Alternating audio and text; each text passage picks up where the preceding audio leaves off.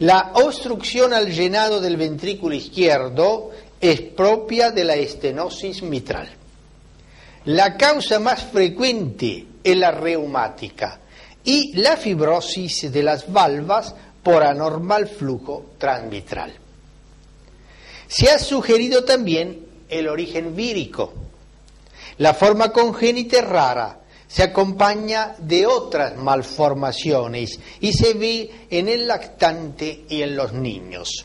La asociación de estenosis mitral con comunicación interauricular se conoce como síndrome de Luttenbacher. Otras causas son el mixoma de la aurícula izquierda y la trombosis sobre una prótesis valvular, el cor triatriatum y la hipertrofia de la cámara de entrada del ventrículo izquierdo. Se llama corazón triatriatum a un corazón con 3 aurículas, pues la aurícula izquierda está dividida en 2 por un tabique y la sangre venosa pulmonar pasa a su través. La anatomía patológica muestra varias alteraciones que veremos en las siguientes imágenes. Fusión de las comisuras con engrosamiento y fibrosis de las valvas. Al lado vemos una válvula normal. También se altera el aparato subvalvular. Se fusionan las cuerdas tendinosas y el músculo papilar adquiere una forma columnar. Como consecuencia disminuye el orificio valvular y la válvula toma el aspecto de embudo y no permite ni la entrada del dedo meñique. Se produce así un gradiente de presión entre aurícula y ventrículo izquierdos. La aurícula se vuelve grande, megaaurícula, y el ventrículo permanece pequeño. Más adelante la válvula se calcifica y puede adoptar las siguientes formas: en forma de partículas y espículas, como una infiltración difusa que toma todas las valvas dándole un aspecto acartonado, o un aspecto mamilonado, como si las valvas formaran un bloque único. Lo primero que se altera en la estenosis mitral es el llenado diastólico del ventrículo izquierdo. En su evolución se pueden señalar 3 periodos. Un primer periodo en que se prolonga el periodo de llenado rápido. En la aurícula queda un remanente de sangre. Para poder eliminarlo, la aurícula se hipertrofia y con el tiempo se dilata y aumenta la presión en su interior. Mientras la aurícula puede mantener un buen llenado del ventrículo izquierdo, la presión veno-capilar pulmonar se mantiene normal. Por lo tanto, lo único que hay en este momento es la aurícula izquierda agrandada. El segundo periodo es cuando la aurícula no puede mantener normal el llenado ventricular. La hipertensión auricular se transmite al sector postcapilar o veno-capilar pulmonar. En este caso, cuando la presión hidrostática supera la presión coloidioosmótica en el capilar pulmonar, se produce pasaje de líquido al espacio intersticial, aumentando la rigidez pulmonar y apareciendo disnea. Pero como el proceso es progresivo, aparecen mecanismos compensadores que impiden el edema de pulmón. Pero puede presentarse al esfuerzo por la taquicardia. Lo primero que se forma es una proliferación del tejido conectivo que impide la llegada del líquido al alvéolo. También influyen el tamaño de la aurícula izquierda. Si es pequeña y no recibe una mayor cantidad de sangre, repercute sobre el sector venocapilar, provocando hipertensión y edema de pulmón. Si es grande, en cambio, impide la formación del edema de pulmón. La frecuencia cardíaca. Si hay taquicardia, por ejemplo, con el esfuerzo, se acorta la diástole, aumenta el volumen de sangre en la aurícula izquierda y la presión en su interior y en el sector venocapilar pulmonar y edema. La hipervolemia. Por eso, cuando la reposición de líquido es excesiva o hay retención de líquido, como sucede en el embarazo, aumenta la presión en la aurícula izquierda y aparece edema de pulmón. El tercer periodo es cuando se constituye una segunda barrera en el pulmón. En efecto, con el tiempo se produce una contracción permanente de las arteriolas que aumenta la presión precapilar o arteriolar y disminuye la venocapilar. Este aumento de presión precapilar protege al pulmón del edema agudo. En este momento, el aumento de presión precapilar es funcional. Con el tiempo, las arteriolas sufren un proceso de engrosamiento fibroso de la íntima e hipertrofia de la media, por lo que la hipertensión precapilar es definitiva, reactiva, permanente y no remite con la cirugía mitral. Sobrecarga el ventrículo derecho y lo hipertrofia, y con el tiempo entra en insuficiencia cardíaca congestiva con síntomas de estasis en ambos territorios cavas. Si se presenta fibrilación auricular, la insuficiencia cardíaca puede presentarse antes de que se instale la hipertensión precapilar o arteriolar. En resumen, las consecuencias hemodinámicas de la estenosis mitral son las siguientes: agrandamiento de la aurícula izquierda e hipertensión en su interior con repercusión sobre el sector venocapilar pulmonar y peligro de edema de pulmón al esfuerzo. Más adelante, arteritis y obstrucción arteriolar pulmonar, aumento de las resistencias pulmonares e hipertensión precapilar o arteriolar pulmonar y agrandamiento del ventrículo derecho. El ventrículo izquierdo permanece normal.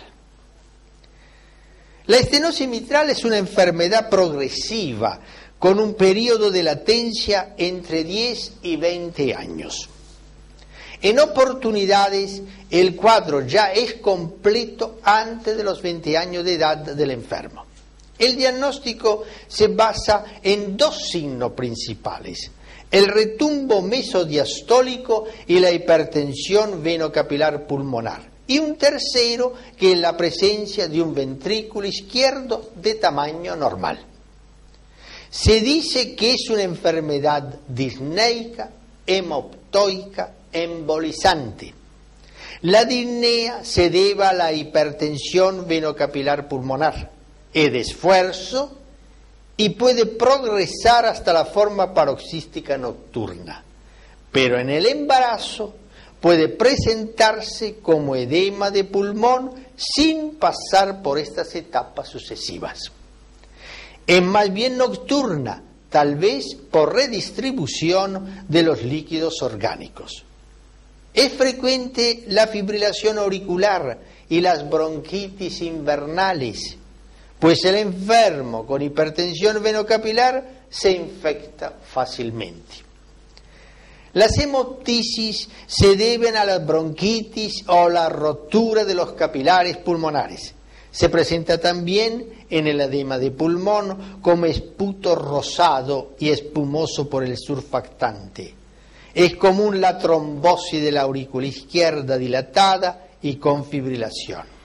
Es causa de embolias cerebrales, hemiplegia, coronarias, infarto, extremidades, gangrena, vaso, dolor en hipocondrio izquierdo simulando un dolor de embolia pulmonar, arteria mesentérica, necrosis intestinal, arteria oftálmica, ceguera permanente o transitoria. Por eso, en la estenosis mitral con fibrilación auricular es necesaria la anticoagulación. Y puede haber, por disminución del gasto cardíaco, fatiga y angor.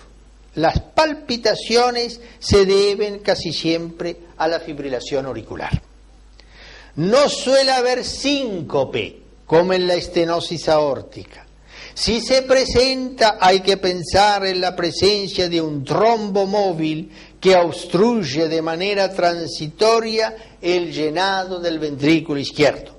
Si la aurícula izquierda comprime el nervio recurrente, provoca ronquera y se llama síndrome de Ortner. La estenosis mitral es más frecuente en las mujeres.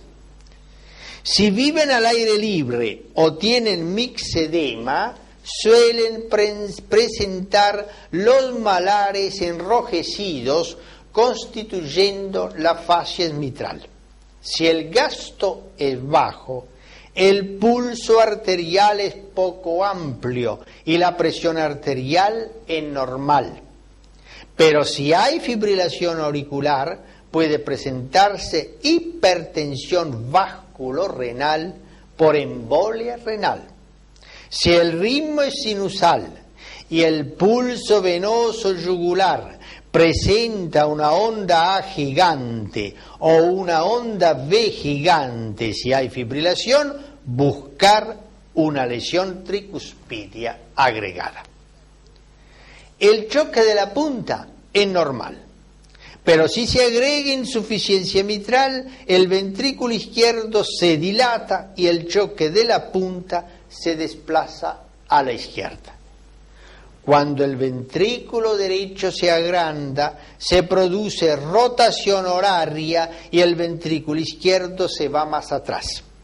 En este caso, el ventrículo derecho late a nivel de la parte inferior del esternón en su borde izquierdo y se palpa con el talón de la mano, maniobra de Dressler. El choque de la punta real del ventrículo izquierdo debe buscarse más atrás, colocando al enfermo en decúbito lateral izquierdo. A nivel del segundo espacio intercostal izquierdo puede palparse el latido de la arteria pulmonar dilatada, seguido del segundo ruido, índice de hipertensión arterial pulmonar. Una aurícula izquierda agrandada puede empujar al ventrículo derecho hacia adelante y simular su agrandamiento.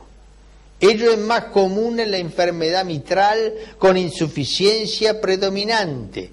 Tener en cuenta este hecho frente a un Dressler positivo.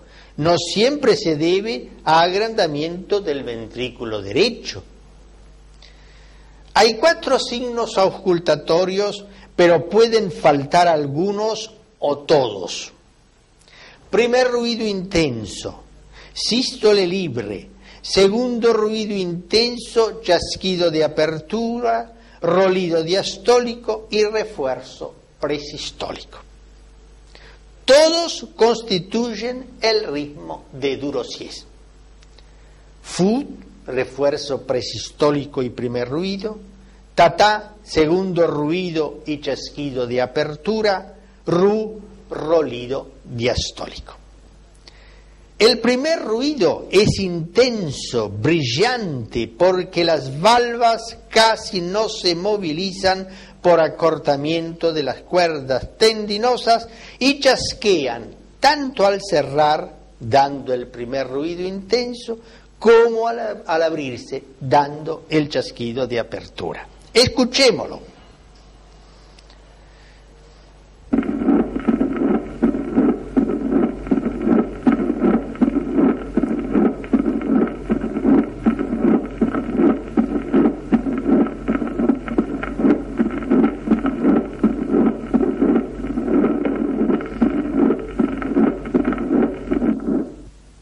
Si las valvas están calcificadas, el primer ruido es poco intenso y apagado.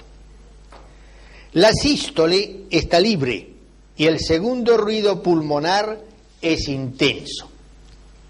por hipertensión pulmonar, en este caso puede instalarse insuficiencia pulmonar funcional y por ende un soplo de Graham-Still difícil de distinguir del aórtico.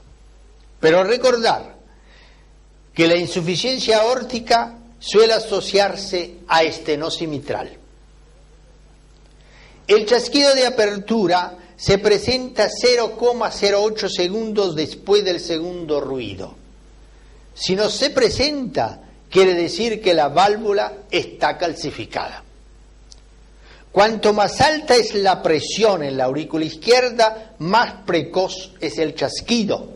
Esto es, más corto el intervalo que existe entre el segundo ruido y el chasquido, es decir, en menor de 0,08 segundos. Si hay fibrilación auricular, también lo modifica, pues acorta la diástole. Como en la estenosis mitral no hay un buen llenado rápido ventricular, no se presenta tercer ruido. Si se presenta, quiere decir que la estenosis es leve o hay insuficiencia mitral agregada. Se localiza en el borde esternal izquierdo y en la punta y se presenta después del chasquido de apertura. El chasquido es de alta frecuencia y se oye mejor con membrana en la punta. Y el tercer ruido con campana puede de baja frecuencia y se oye también en la punta. Puede presentarse como galope protodiastólico. Si la válvula está muy cerrada, no se oye un tercer ruido, pues no se produce un buen llenado ventricular. En este caso suele haber hipertensión pulmonar e insuficiencia tricuspidia funcional. En este momento el ventrículo derecho está muy dilatado y puede llegar a formar la punta del corazón. La diferencia con el tercer ruido se hace muy bien con el cardiograma apexiano o apex cardiograma. A indica la presístole. El punto C, el comienzo de la contracción ventricular, y se eleva rápidamente hasta E, que indica la eyección ventricular. A continuación se escribe una meseta y un descenso hasta el punto O, que señala la apertura de la mitral y el chasquido de apertura. Luego vuelve a ascender hasta F, que indica el llenado. De aquí sigue ascendiendo hasta formarse una nueva curva A. El punto O permite diferenciar un soplo diastólico de regurgitación que viene antes, como el de la insuficiencia aórtica, de un soplo de obstrucción que viene después, como el de la estenosis mitral. Con O coincide el chasquido de apertura, y con F el tercer ruido, y con la onda A coincide el cuarto ruido. Al lado, el cardiograma apexiano de la estenosis mitral. La A es poco marcada y coincide con el soplo presistólico. El punto E es picudo e indica la eyección ventricular. El punto O coincide con el chasquido de apertura y después de él viene el soplo diastólico de estenosis. Pero el dato más frecuente y característico es el soplo mesodiastólico llamado rolido o retumbo. Comienza con el final de la relajación isovolumétrica cuando se abre la mitral. Es decir, no es protodiastólico, no comienza con el segundo ruido. Es un soplo de baja frecuencia y está muy localizado en la punta y se oye mejor en decúbito lateral izquierdo. Aumenta con el ejercicio porque este hace aumentar el volumen minuto. Si el ritmo es sinusal, la turbulencia a través de la mitral es mayor y el soplo se prolonga en presístole y termina con el primer ruido. Puede imitar al soplo de Austin Flint de la insuficiencia aórtica. Escuchémoslo.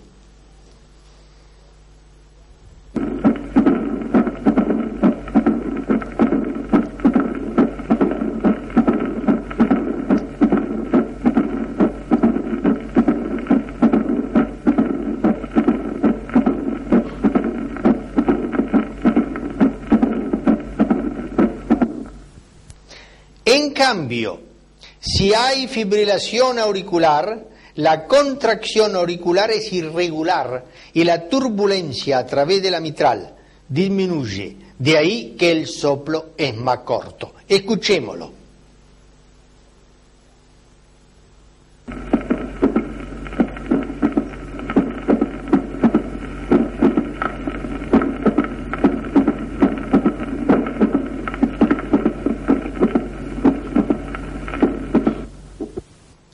La radiología es importante para el diagnóstico. La aurícula está agrandada en toda forma de valvulopatía mitral. Se trata de estenosis, insuficiencia o enfermedad mitral. El grado de su crecimiento solo tiene una leve relación con la gravedad de la lesión mitral. La aurícula izquierda es una estructura posterior, por lo tanto normalmente no se ve en la proyección de frente. En la radiografía de frente, la aurícula izquierda agrandada empuja al bronquio izquierdo hacia arriba y ensancha el ángulo interbronquial. Y crece hacia la derecha, de ahí que se forme o una imagen dentro de la otra, la derecha dentro de la izquierda, o un doble arco, el superior de la aurícula izquierda y el inferior de la derecha. También crece hacia atrás y empuja al esófago. Se ve bien en oblicua anterior derecha con relleno esofágico.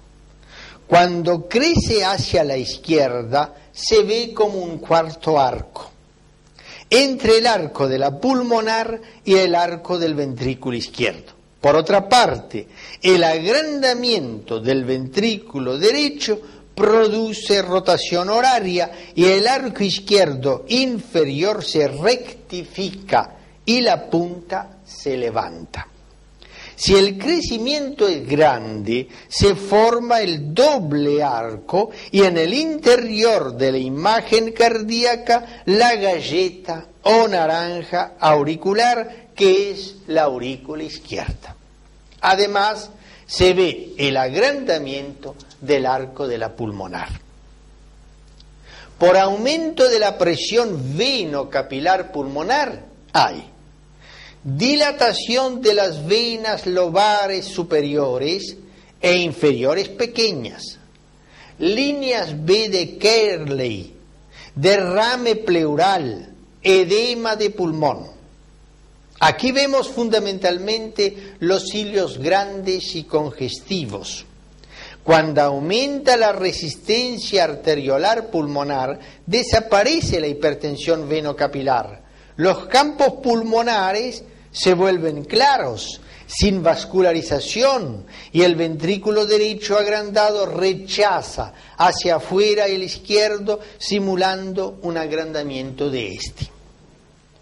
El electrocardiograma muestra la hipertrofia de la aurícula izquierda, esto es una P bimodal y ancha llamada P mitral, especialmente en D1, D2 y en B5, B6. Cuando se agrega fibrilación auricular, la P desaparece y se presentan las ondulaciones F. Cuando son grandes, como sucede en la forma aguda, simulan un aleteo, pero a diferencia de este, en la fibrilación se presentan de manera irregular. La P puede ser negativa en B1, B2 y la hipertrofia ventricular derecha se muestra con una R alta o un RS en B1 y B2 y por trastornos de la repolarización T invertida. Pero recordar que muchos sujetos normales pueden presentar T negativa en B1 y a veces hasta B4. Por rotación horaria, los complejos de transición se ven en B5, B6. La ecocardiografía en modo M hace el diagnóstico en el 100% de los casos y permite detectar también las calcificaciones, pero no es útil para establecer la severidad de la estenosis. Para ello es útil la bidimensional, que calcula la superficie valvular. Además muestra bien las alteraciones del aparato subvalvular, la dilatación de la aurícula y la posible trombosis en su interior. Si no se puede visualizar el orificio valvular, se usará la técnica con ultrasonido Doppler. La exploración hemodinámica raramente es indispensable, salvo si se quiere establecer el grado de estenosis o la presencia de otras valvulopatías. El registro simultáneo de las presiones del ventrículo y aurícula izquierda muestra un gradiente diastólico con presión más alta en la aurícula. La curva de presión auricular muestra la onda A veces grande, la onda C y el valle X profundo. En cambio, el valle I, que viene después de la onda B, esto es, la apertura de la válvula, es lento y no profundo como en la insuficiencia mitral. Si hay fibrilación auricular, la onda A desaparece y la depresión X se vuelve menos profunda. La angiografía es útil para diagnosticar un mixoma o un trombo intraauricular y la ventriculografía izquierda para establecer si hay regurgitación concomitante. Estenosis tricuspidia. La obstrucción al llenado del ventrículo derecho es propio de la estenosis tricuspidia. A diferencia de la insuficiencia, la estenosis indica siempre una alteración anatómica. En cambio, la insuficiencia en la mayoría de los casos es funcional por dilatación del anillo secundario a dilatación del ventrículo derecho.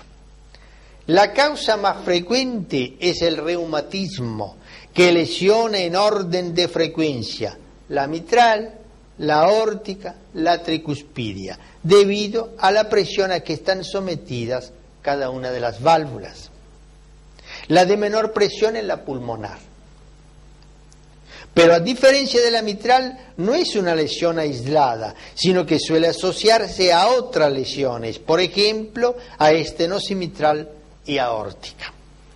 La insuficiencia mitral no coexiste nunca con estenosis tricuspidia. Las valvas se presentan engrosadas y las comisuras fusionadas. La calcificación es rara y el aparato subvalvular se altera poco, con engrosamiento y acortamiento de las cuerdas tendinosas.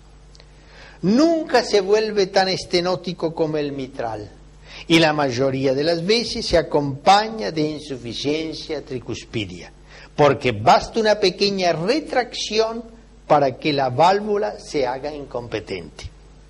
Casi siempre la valvulopatía tricuspidia es ocultada por las valvulopatías izquierdas, mitral y aórtica, pues raramente la lesión tricuspidia es predominante. Además del reumatismo, las causas son estenosis congénita, que suele acompañarse de foramen ovale permeable o comunicación interauricular. Hay tres tipos de cardiopatía congénitas que afectan la tricúspide. La atresia tricuspidia, la enfermedad de Epstein, en que la valva septal y posterior están colocadas más abajo, por lo que el ventrículo derecho está dividido en dos. una cámara superior que hace parte de la aurícula derecha, por lo que ésta parece más grande, y la inferior, que es el verdadero ventrículo derecho, que como consecuencia parece más pequeño. Comunicación interauricular baja, es decir, una malformación de los cojines endocárdicos y ventana en la valva septal, que no siempre es causa de insuficiencia tricuspidia. Las otras causas, el síndrome carcinoide y el mixoma de la aurícula derecha. En la estenosis tricuspidia hay una obstrucción al vaciamiento de la aurícula derecha. No se puede vaciar, por lo que el ventrículo derecho no se puede llenar bien en diástole. Por lo tanto, la estenosis tricuspidia presenta una doble alteración. Hacia arriba del obstáculo hay un remanente de sangre en la aurícula derecha, por lo que aumenta su presión, y de aquí en ambas cavas, con estasis yugular, hepatomegalia, ascitis y edema periférico. Hacia abajo se realiza mal el llenado del ventrículo derecho, por lo que disminuye el volumen minuto cardíaco, causa de astenia. Si el ritmo es sinusal, el aumento de presión en la aurícula coincide con su contracción y también el llenado del ventrículo derecho. Ambos son presistólicos y coinciden con la onda A del flebograma, y al transmitirse al hígado dan el pulso hepático presistólico. Si hay fibrilación auricular, el gradiente de presión no es presistólico, sino mesodiastólico. La estenosis tricuspidia, al disminuir el llenado y la eyección del ventrículo derecho, disminuye los signos de congestión pulmonar provocados por la estenosis mitral concomitante. Por su parte, la estenosis mitral cubre a la estenosis aórtica. Una estenosis tricuspidia tarda 15 a 20 años en presentarse, y en oportunidades sus síntomas aparecen después de haber corregido la estenosis mitral y aórtica. A menudo, durante mucho tiempo, los únicos síntomas son los latidos en el cuello presistólicos que corresponden a la onda A gigante. Más adelante aparece dolor en hipocondrio derecho con el esfuerzo y postprandial por la hepatomegalia. Y más adelante aún aparece la ascitis, los edemas periféricos y la fatiga por el bajo volumen minuto. El enfermo presenta un color amarillo terroso, como si estuviera bajo una lámpara de mercurio, por la combinación de palidez y cianosis e ictericia. El deterioro es más importante si hay fibrilación auricular. La disnea no es importante, pues la estenosis tricuspidia protege al pulmón de la hipertensión venocapilar que produce la estenosis mitral concomitante. Las valvulopatías asociadas suelen presentar 3 síndromes característicos. Si predomina la estenosis aórtica, palidez y volumen minuto bajo. Si predomina la estenosis mitral, disnea. Si predomina la estenosis tricuspidia, edema, hepatomegalia, ascitis. El pulso arterial es normal o pequeño, por bajo volumen minuto, y si hay fibrilación auricular, es irregular. El pulso venoso es siempre patológico. Si el ritmo es sinusal, hay onda A gigante. Si no hay hipertensión pulmonar, la presencia de onda A gigante es signo definitivo de estenosis tricuspidia. Aumenta en inspiración, se transmite al hígado y se acompaña de galope presistólico por cuarto ruido. Se escucha mejor con campana, pues de baja frecuencia. El descenso I es lento, porque la aurícula se vacía lentamente y el llenado es lento. Si hay fibrilación auricular, falta la onda A y es grande la B, porque la insuficiencia cardíaca provoca una insuficiencia tricuspidia funcional. Si el ritmo es sinusal, se oculta. Un soplo presistólico que no llega al primer ruido se percibe mejor a la izquierda del esternón en el cuarto espacio y si el ventrículo derecho es grande, en la punta. Este soplo, a diferencia del mitral que es creciente y llega al primer ruido, es romboidal y no llega al primer ruido y aumenta en inspiración. A veces es el único signo. Si hay fibrilación, también es romboidal. El soplo mesodiastólico comienza después del chasquido de apertura tricuspidio, que es menos frecuente que el mitral. Es de alta frecuencia y se oye en el foco tricuspidio. Aumenta en inspiración, es el signo de Rivero-Carmona. Soplo holosistólico de insuficiencia tricuspidia concomitante que también aumenta en inspiración, signo de Rivero-Carballo. En resumen, soplo presistólico, primer ruido, soplo sistólico, segundo ruido, chasquido de apertura tricuspidio, soplo mesodiastólico. El electrocardiograma muestra el agrandamiento de la aurícula derecha, una P alta de tipo pulmonar. La radiografía muestra los signos de estenosis mitral, crecimiento de la aurícula izquierda, congestión venosa pulmonar, dilatación de la arteria pulmonar. A estos se agregan los signos de crecimiento de la aurícula derecha con arco inferior derecho de mayor convexidad. La silueta cardíaca puede ser de tamaño normal, porque cuando predomina la estenosis tricuspidia, la aurícula derecha aumenta de tamaño y si predomina la estenosis mitral, se agranda la aurícula izquierda, pero no tanto como en la insuficiencia mitral. La estenosis tricuspidia, al disminuir el volumen de llenado ventricular derecho, puede atenuar los signos de congestión venosa pulmonar, redistribución vascular y edema intersticial propios de la estenosis mitral. El ecocardiograma se parece al de la estenosis mitral.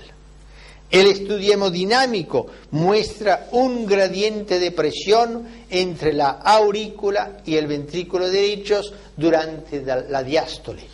Si el ritmo es sinusal, es presistólico, y si hay fibrilación, mesodiastólico.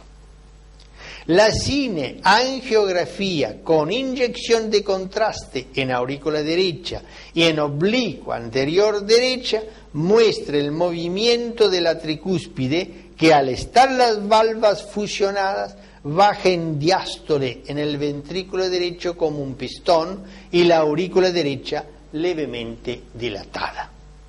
Con estos síndromes valvulares damos por terminado el curso semiológico de síndromes valvulares o valvulopatías.